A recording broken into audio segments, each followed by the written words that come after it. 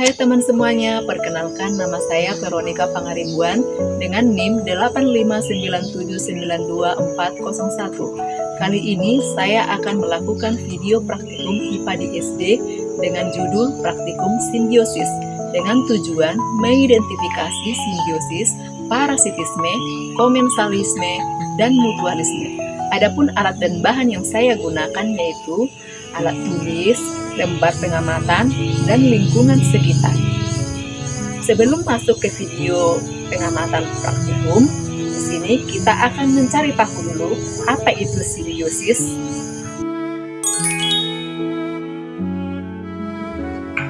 Simbiosis adalah hubungan timbal balik antara makhluk hidup yang berbeda jenis.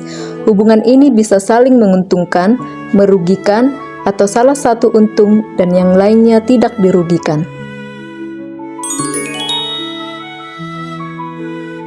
Yang pertama yaitu simbiosis parasitisme.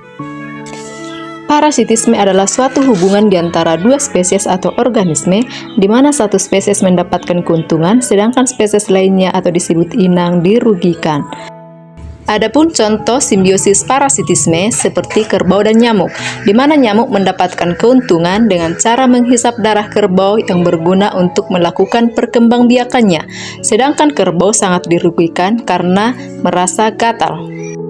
Contoh lain simbiosis parasitisme adalah seperti benalu yang menempel di batang pohon kopi. Pada simbiosis parasitisme ini, benalu yang tumbuh pada pohon kopi akan menyerap nutrisi dari pohon kopi dan terus tumbuh, lalu lama-kelamaan pohon kopi akan kesulitan menghasilkan buah, dan jika dibiarkan secara terus-menerus, batang pohon kopi akan mulai lapuk dan lama-kelamaan pohon kopi akan mati. Yang kedua yaitu simbiosis komensalisme. Komensalisme adalah suatu hubungan simbiosis di mana suatu spesies makhluk hidup diuntungkan, sedangkan pihak lainnya tidak diuntungkan ataupun dirugikan.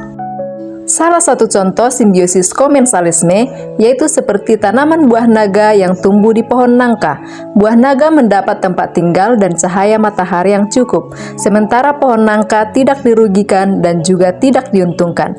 Hubungan seperti ini disebut simbiosis komensalisme. Adapun contoh lain yaitu anggrek dengan pohon mangga. Dalam hubungan ini, anggrek mendapatkan tempat untuk hidup dan tumbuh, serta mendapat paparan sinar matahari dengan cukup, karena posisinya yang lebih tinggi. Sedangkan pohon mangga tidak dirugikan anggrek. Anggrek hanya menempel dan tidak menyerap nutrisi dari pohon inangnya. Yang ketiga yaitu simbiosis mutualisme. Simbiosis mutualisme adalah hidup bersama di antara dua spesies makhluk hidup, di mana kedua spesies tersebut mendapatkan keuntungan. Salah satu contoh simbiosis mutualisme yaitu hubungan antara kupu-kupu dengan bunga. Dengan hubungan ini, kupu-kupu mendapatkan nektar dari bunga sebagai sumber makanan. Bunga mendapatkan bantuan penyerbukan dari kupu-kupu sehingga dapat berkembang biak. Simbiosis mutualisme ini sangat penting bagi ekosistem dan keanekaragaman hayati. Adapun contoh lain dapat dilihat dalam pot ini terdapat dua makhluk hidup yaitu tumbuhan dan juga hewan. Tumbuhan berupa bawang dan cacing. Cacing ini menguntungkan untuk dirinya sendiri karena adanya tanah ini di dalam pot.